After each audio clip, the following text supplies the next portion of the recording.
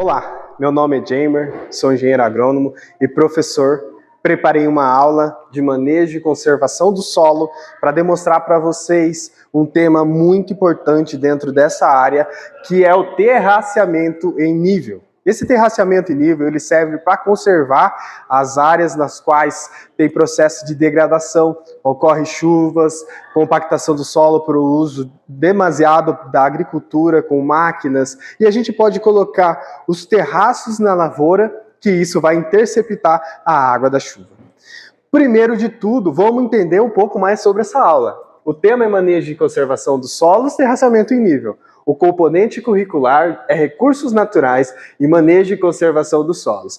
Essa aula é apresentada no segundo ano da educação profissionalizante, junto com o ensino médio, que é o ensino médio integrado, que a gente tem o curso de técnico em agropecuária, técnico agrícola. Eu mesmo já fui formado em técnico em agropecuária. Esse curso estuda as formas corretas de conservar o solo, que é o bem mais durável da agricultura, onde vai ser colocada a semente, vai ter ali o desenvolvimento dessa semente e a gente vai plantar e desenvolver o agronegócio nessas áreas.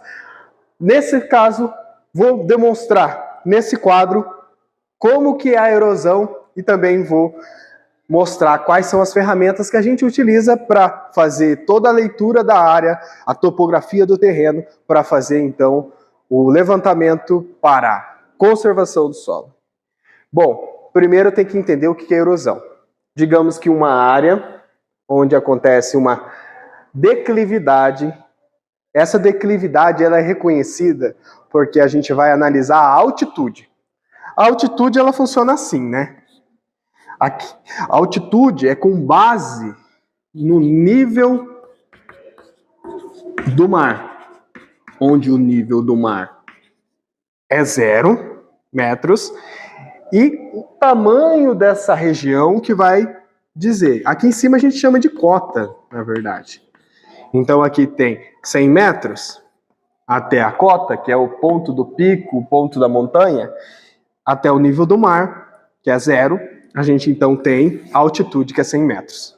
Quando acontecem as chuvas ocorrem e vai nas superfícies dessas áreas, segregando as partículas, desagregando as partículas e levando ela para os locais onde tem altitude menor. Nesses locais pode ter rios, córregos, pode ter lagos, e nessas regiões pode acontecer o assoreamento, porque esse solo, esse material vai ser levado até essa região. Também é importante entender que quando acontece esse tipo de ação, a gente perde a matéria mais importante do solo, que é a matéria orgânica e a fertilidade do solo. De outra maneira, sem ela, é muito difícil alcançar produtividade nas lavouras. Então é importante entender que existem materiais para fazer a leitura dessa declividade. A leitura, saber quanto que é a porcentagem de declividade. Porcentagem, se ela variar de 1 até 10%, existe uma medida, existe uma quantidade, um intervalo entre terraços.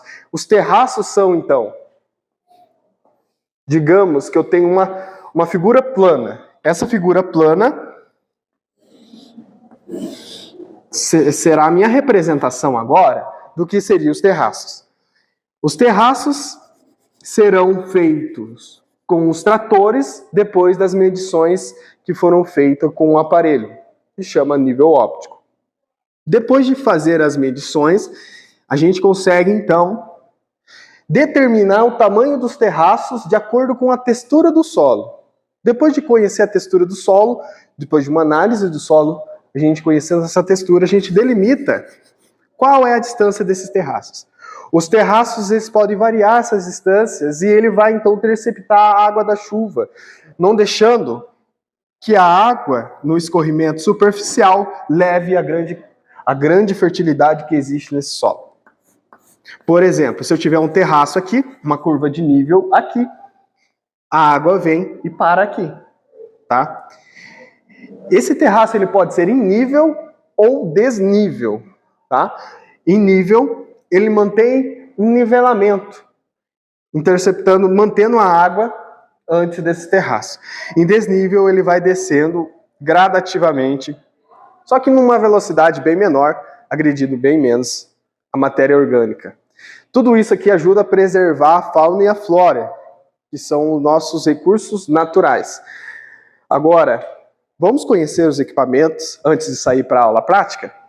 Bom, para o equipamento, a gente tem um acessório. Esse acessório a gente chama de tripé.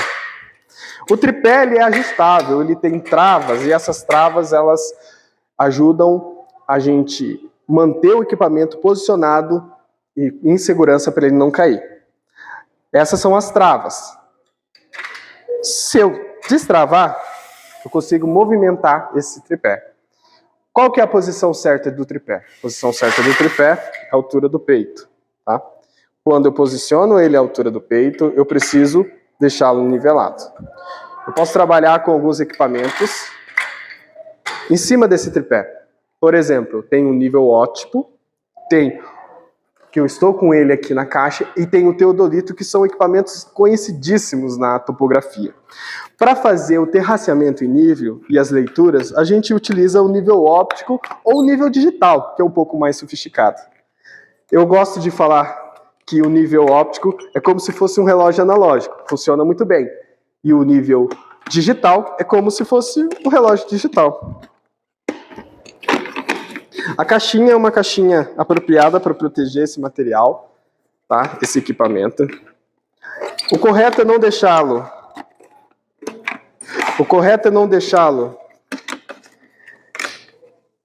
Aberto, tá? Para que a água da chuva, sol, não degrade a caixa, tá? Posiciono o equipamento em cima da mesa do tripé, e aqui embaixo eu posso, então, travá-lo.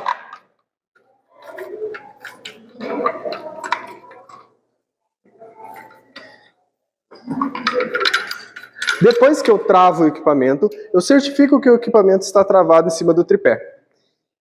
Ele pode girar horizontalmente, tá? Ele tem botões que a gente chama de parafusos calantes, na verdade. Esses parafusos calantes ajudam a posicionar em nível, que aqui tem um nível de bolha, posicionar em nível, para que quando eu for fazer a visualização no campo, eu faça com mais precisão. Tem uma tampa que está protegendo a lente, a gente chama de objetiva. Esse parafuso, esse botão, ele serve para girar na horizontal mais devagar, tá? Esse botão, na verdade, ele faz o foco, tá? O foco da distância, e esse botão para girar na horizontal mais devagar, como eu estou mostrando agora. Nessa região a gente tem uma estrutura que a gente chama também de foco da ocular, onde fica o nosso olho, e a visualização é feita assim, tá? Mas e aí? O que eu vou visualizar? Eu vou visualizar um outro acessório.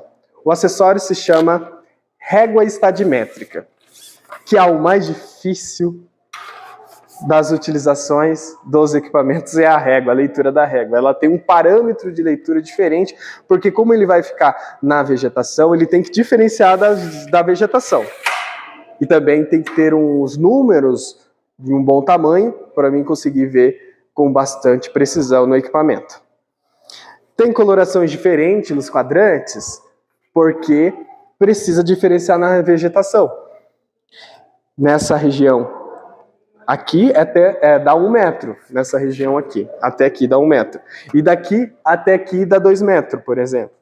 E em cada quadrante desse aqui tem 10 centímetros. Então, conforme a posição no qual a mira bate, a gente consegue observar qual é a quantidade em metros e fazer os cálculos e descobrir qual que é o nivelamento para aquele terreno. Com base nessas informações e dados, eu vou passar numa planilha e vou correlacionar com a textura do solo, que a textura vai ser argila, silt e areia. Se o solo for mais argiloso, esse solo, então, ele vai ter um terraceamento diferenciado, no qual os terraços podem ser mais distantes uns dos outros. Se o solo for mais arenoso, vai ter então os terraços mais próximos. Isso se dá porque no solo arenoso é mais susceptível a condições de erosão e degradação. Então a gente tem que deixar os terraços mais próximos. A chuva pode levar essas partículas com mais facilidade. No outro caso da argila, a chuva não leva essa quantidade de água, não leva essa quantidade de partículas com tanta não leva com tanta facilidade. Tem um outro equipamento que eu trouxe para mostrar para vocês. Esse equipamento é chamado de teodolito. O teodolito também pode ser utilizado, mas ele é um equipamento que a gente pode utilizar para medições um pouco mais sofisticadas. Não só para terraço, mas ele pode ser utilizado. Essa é a caixa do equipamento, ele é maior, né? Esse é o equipamento, tá? Ao contrário desse, que esse se movimenta só nessa direção, esse aqui vai se movimentar nessa direção também. A luneta, que é um material importante aqui para fazer as medições.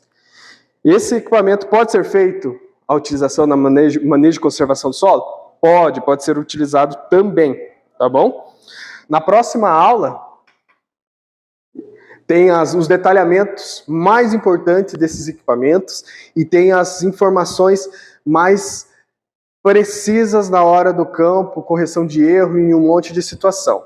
A utilização desse equipamento faz nós entender como que é o manejo e conservação dos solos. Até a próxima.